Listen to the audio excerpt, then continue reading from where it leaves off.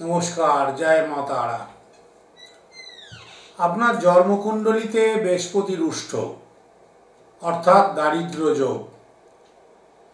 যে জ্যোতিষীর কাছে যাচ্ছেন বলছে দারিদ্র যোগ, আপনার টাকা হবে না, অর্থ হবে না, উন্নতি করতে পারবেন না, আর্থিক কষ্ট, আর্থিক দুঃখ আপনার লেগেই আছে।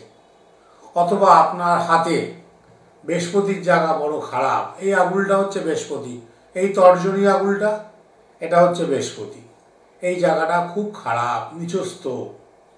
আপনি কিছুতেই অর্থ উন্নতি করতে পারছেন না, অর্থ অভাব, অর্থ কষ্টের মধ্যে আছেন, দারিদ্রতার মধ্যে আছেন।